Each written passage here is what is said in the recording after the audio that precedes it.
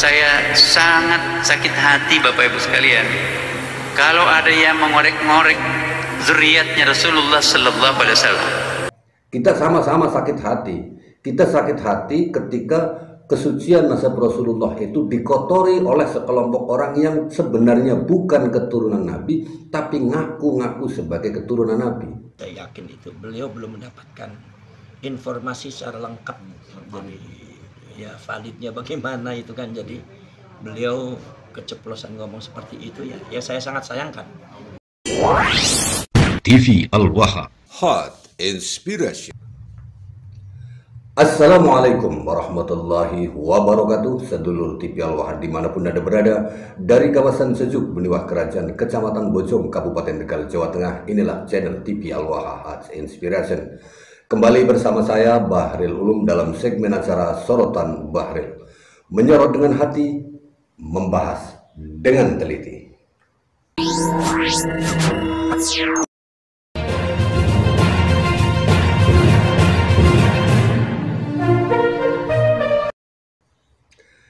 Sedulur TV Al-Waha, Menteri Agama Nazaruddin Umar, beliau menyatakan sakit hati ketika mendengar nasab Rasulullah Shallallahu Alaihi Wasallam diucik-ucik. Sebelum kita bahas bagaimana kemudian Ketua Umum Perjuangan Wali Songo Indonesia Laskar Sabilillah menanggapi statement dari Menteri Agama, kita dengarkan terlebih dahulu apa yang disampaikan oleh Menteri Agama berikut ini, potongannya sedulur TV Al-Waha. Jadi Bapak Ibu sekalian, kita melakukan haul. Saya sangat sakit hati Bapak Ibu sekalian kalau ada yang mengorek-ngorek zuriatnya Rasulullah Sallallahu Alaihi Wasallam. Pasti neneknya tahu, itu bukan sembarangan. Kalau Anda tidak mau menghormati zuriatnya, tutup mulutnya. Apa untungnya kita menjelek-jelekkan orang lain, apalagi zuriatnya Rasulullah? Nauzubillah min dzalik. Sepertinya kita tidak membutuhkan Rasulullah. Ya. Karena itu Bapak Ibu sekalian, mohon maaf ya, mohon maaf. Ya, bukan untuk memitoskan zuriatnya Rasulullah. Tetapi saya yakin ya, anak saya misalnya kalau disakiti oleh orang lain pasti saya tersinggung. Cucu saya juga kalau disakiti orang lain, dizalimi, pasti saya tersinggung. Dan sedulur TV Al-Waha, ini dia pendapat dari yang disampaikan oleh beliau Kiai Haji Muhammad Abbas Piliaksi, Ketua Umum Perjuangan Wali Songo Indonesia Laskar Sabilillah Gus Abbas Piliaksi. Ini dia sedulur TV Al-Waha.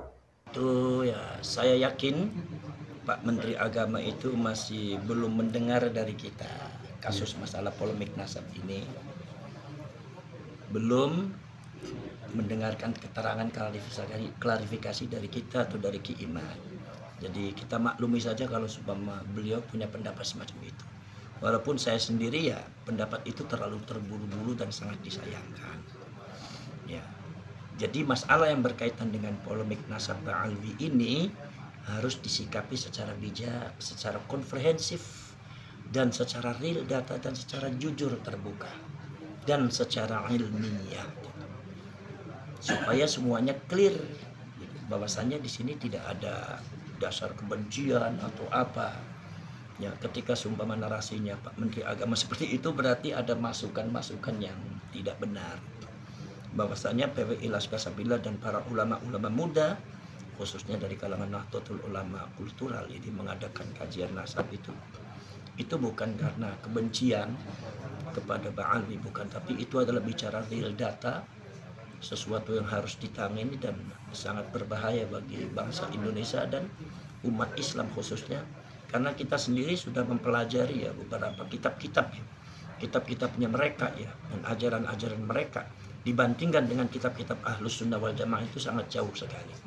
Dan itu juga kita bisa lihatlah cara sosial kultural mereka, seperti cara mengadakan haul, itu kan agak sedikit berbeda dengan cara haul yang dilaksanakan oleh kita ini dan masyarakat.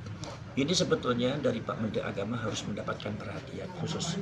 Dan masalah nasab, saya yakin beliau baru mendengarkan sepihak. Ya, saya harapkan satu aja, Kanjeng Nabi Muhammad SAW dawuh, idza taqadha rajulani fala taqdi lil awwal hatta tasma'a kalam al akhar. Ketika ada dua orang menuntut satu kepastian hukum, maka jangan dihukumi salah satunya saja, tetap sehingga harus didengarkan yang lainnya. Allah menciptakan kuping ada dua, ada kanan, ada kiri, maksudnya supaya mendengarkan. Keduanya didengarkan, baru disitulah akan menemukan satu real bahwa permasalahan itu jelasnya seperti apa, maka keputusannya akan bijak. Tapi kalau seumpama yang didengarkan hanya parsial, hanya sepihak, hanya isu ini, tidak semuanya, maka akhirnya keputusannya seperti ini, akhirnya parsial dan akhirnya condong tidak bijaksana.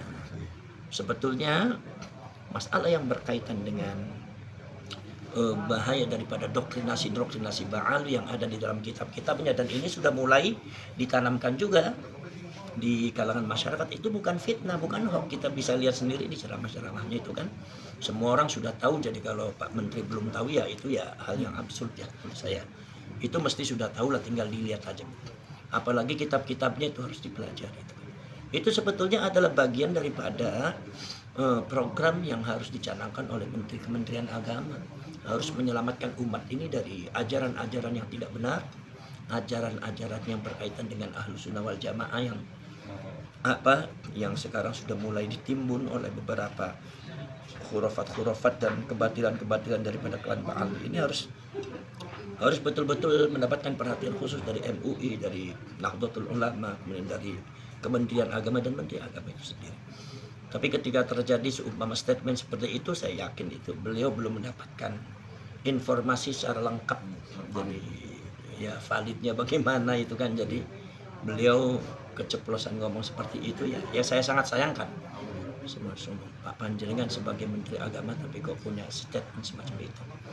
Sebetulnya itu tidak diucapkan oleh Panjenengan sebagai Kementerian Agama sebelum mengadakan penelitiannya lebih jauh. Jadi itu adalah hal yang sifatnya ilmiah, dan itu ada hal yang harus betul-betul mendapatkan perhatian. Jadi saya yakin seperti itu aja.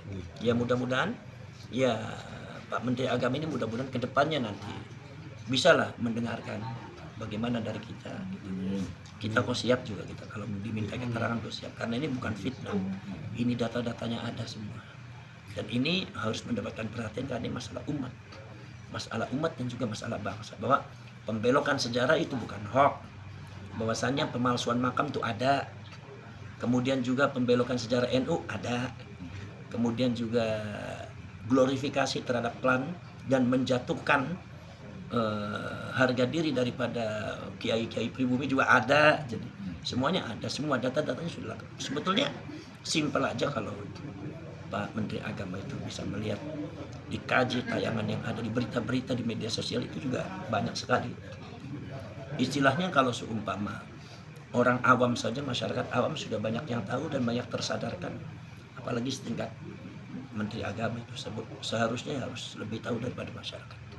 Nah itu tadi sedulur Tipial-Wahha apa yang disampaikan oleh Ketua Umum Perjuangan Wali Songo Indonesia Laskar Sabilillah Gus Abbas tentang statement dari Menteri Agama Bapak Nazaruddin Umar, Profesor, Doktor. Bagi saya, apa yang disampaikan oleh Menteri Agama tersebut sebagaimana disampaikan oleh Gus Abbas sangat menyayangkan juga. Tetapi saya memandang bahwa apa yang disampaikan oleh Menteri Agama tersebut ada dua makna. Karena apa? Karena pada saat Menteri Agama ini menyampaikannya, itu ketika ada acara haul pendiri Robitoh Alawiyah. Jadi beliau Menteri Agama menyampaikan di depan Habib, di depan para Habib-Habib yang menjadi pentolan dari Robitoh Alawiyah, sedulur Tipial-Wahha. Semua Habib hadir di situ, semua Habib-Habib yang menjadi petinggi-petinggi dari RA itu hadir di situ. Nah, ada beberapa yang bisa kita pahami dari yang disampaikan oleh Menteri Agama, di mana beliau mengatakan Menteri Agama itu merasa sakit hati. Jujur, sebagaimana disampaikan oleh Gus Abbas tadi, bahwa Menteri Agama belum mendapatkan informasi yang valid yang sesungguhnya tentang polemik nasab hari ini. Saya juga sakit hati. sakit hati ketika nasab Rasulullah dikotori oleh orang-orang yang mengaku sebagai keturunan Nabi Muhammad. Nazaruddin Umar tidak menyebut bahwa beliau sakit hati ketika Habib-Habib itu diucik-ucik nasabnya, tetapi beliau menyebutkan kalau keturunan Nabi Muhammad itu diucik-ucik nasabnya. Saya juga begitu, Bapak Nazaruddin Umar. Kita sama-sama sakit hati.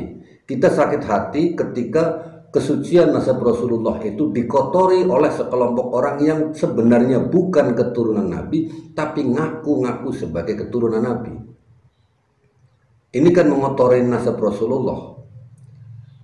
Ketika Gus Abbas menyampaikan itu, Gus Abbas itu menyimpulkan bahwa panjenengan Bapak Menteri Agama itu sedang membela Habib. Tetapi kalau kita maknai lebih jauh lagi, Nazaruddin Umar itu tidak dari satu sisi. Apabila kita memandangnya dengan kacamata bahasa, maka Nazaruddin Umar bisa dimaknai dari dua sisi. Bisa saja dia membela Habib, atau dia bisa saja sedang memperingatkan para Habib yang mengaku-ngaku sebagai keturunan Nabi Muhammad. Oleh karena itu betul apa yang disampaikan oleh Gus Abbas, bahwa Nazaruddin Umar sebagai Menteri Agama harus mendapatkan informasi yang seimbang. Bapak Nazaruddin Umar juga harus mempelajari apa yang disampaikan oleh Kiai Haji Imaduddin Usman Al-Bantani tentang batalnya nasab Ba'alwi atau nasab-nasab Habib yang mengaku sebagai keturunan Nabi Muhammad SAW. Jadi Bapak Menteri tidak boleh hanya mendengarkan dari sepihak Robito Halawiyah bahwa para Habib itu adalah keturunan Nabi. Itu harus diteliti, karena setiap yang mengaku-ngaku harus diteliti. Sebagai contoh, ketika ada dua orang angkatan Tentara Nasional Indonesia berseragam sama, kedua orang ini sama-sama memakai seragam TNI.